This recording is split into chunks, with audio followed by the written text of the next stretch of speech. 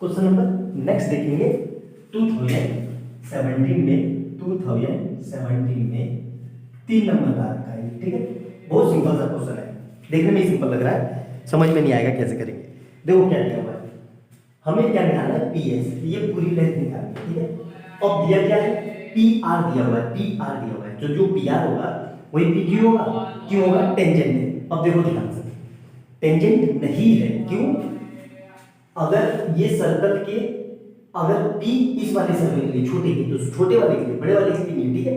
तो करेंगे कैसे, सबसे पहले देखो ध्यान से, सबसे पहले इसको कंस्ट्रक्शन कर लेंगे, कंस्ट्रक्शन मतलब इसको मिला देंगे,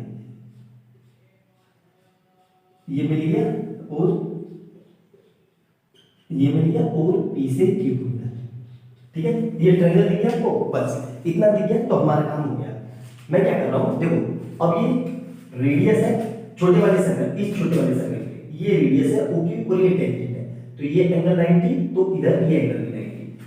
अब मैं क्या कर रहा हूं, मैं ट्रायंगल दे रहा हूं, इन ट्रायंगल POQ में, क्यों सर, इसी तरीके से PQ निकाल लो और उसका डबल कर दो तो PS आ जाएगा, क्यों आ जाएगा, क्योंकि ये हमारी रेडियस इस कोड को इक्वली बड़े वाले सर्कल के लिए, मतलब छोटे वाले सर्कल के लिए और ये बड़े वाले सर्कल के लिए, ये तो कोड हो गया ना, तो ये रेडियस हुई, तो ये रेडियस इस कोड को दो इक्वल पार्ट में डिवाइड करती है। तो इन ट्रायंगल PQO में मैं क्या लगा रहा हूं, पाइथागोरस, ध्यान रखना। तो पाइथागोरस थ्योरम क्या बोलती है, h² = p² + b², और 90 के सामने हाइपोटेनियस होता है, हमें पता है। तो मैं यहाँ पे क्या लिखता हूँ, PO का स्क्वायर इक्वल टू, अगर मैं थीटा यहाँ से ले लूँ, इसको थीटा ले लूँ, तो थीटा के सामने क्या होगा, परपेंडिकुलर, मतलब PQ का स्क्वायर प्लस बेस क्या बच गया, बेस बच गया हमारा OQ का स्क्वायर, ठीक है। क्लियर है यहाँ तक। अब देखना ध्यान से, मुझे क्या निकालना है, PQ, तो PQ को यहीं रखता हूँ, बाकी सबको हटा देता हूँ। तो मैंने क्या लिखा, PO का स्क्वायर माइनस OQ का स्क्वायर इक्वल टू P की स्क्वायर, ठीक है। अब ध्यान से देखो, PO क्या है, बड़े वाले सर्कल की रेडियस, मतलब कैपिटल R, और OQ क्या है, छोटे वाले सर्कल की रेडियस स्मॉल r। तो मैं यहां से क्या लिख सकता हूं, r² minus r² equal to PQ², ये हो गई इक्वेशन 1। क्लियर है यहाँ तक, मेरे ख्याल से समझ में आ गया होगा।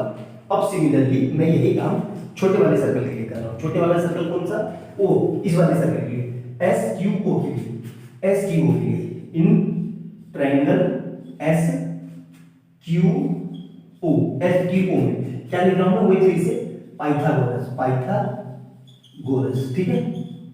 तो क्या हो जाएगा, ध्यान से देखना, वही h² equal to p² plus b²। अब देखो 90 के सामने हाइपोटेनियस, मतलब SO का स्क्वायर, 90 के सामने हाइपोटेनियस, ठीक है, SO का स्क्वायर इक्वल टू SQ का स्क्वायर प्लस OQ का स्क्वायर। यहां तक क्लियर है, बिल्कुल समझ में आ गया।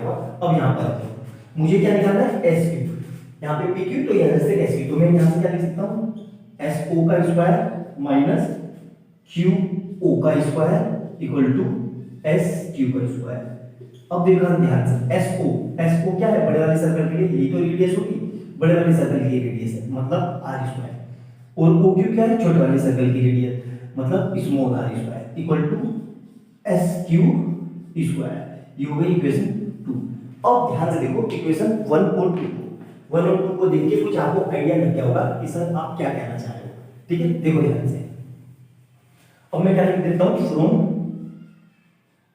इक्वेशन 1 एंड 2 से देखो, यहाँ पे PQ किसके बराबर है, r² माइनस स्मॉल r², और SQ किसके बराबर है, r² माइनस स्मॉल r²।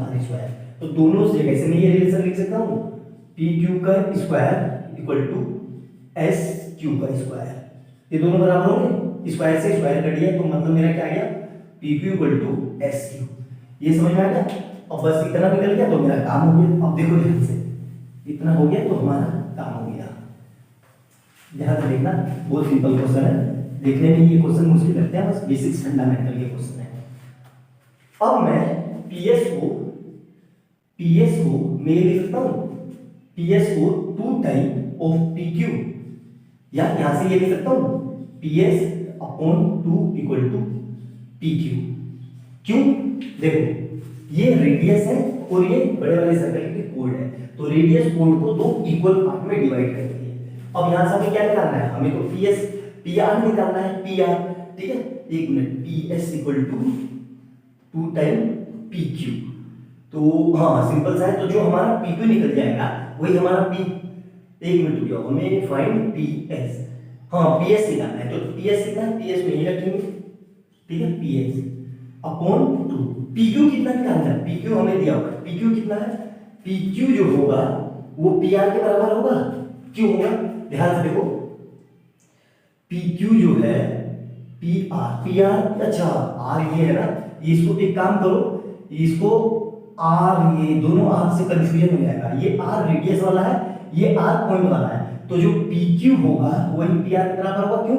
छोटे वाले सर्कल के दोनों टेंजेंट है, तो पी क्यू इक्वल टू, यहां से मैं पी आर लिख सकता हूं, तो पी क्यू की जगह पी आर लिख तो पी आर कितना दिया है? पी आर में दिया हुआ है 5 सेंटीमीटर, तो यहां से पी एस कितना आ जाएगा? P S equal to 2 into 5 मतलब 10 सेंटीमीटर। यही हमें प्रूफ करना था। तो देखिए कितने आसानी तरीके से बेसिक्स फंडामेंटल पे मैंने काम करके इसको सोल्व कर दिया। क्वेश्चन में कुछ नहीं था, सिंपल दो प्रॉपर्टी यूज करवाई गई है, कौन सी? एक टेंजेंट की और एक पाइथागोरस की। अगर आप दोनों को बहुत अच्छे से यूज करना सीख गए और दोनों से खेलना सीख गए तो ये क्वेश्चन आपसे आराम से हो जाएगा, अदरवाइज ये क्वेश्चन आपको एग्जाम में आपका दिमाग चकरा देगा, आपसे होगा ही।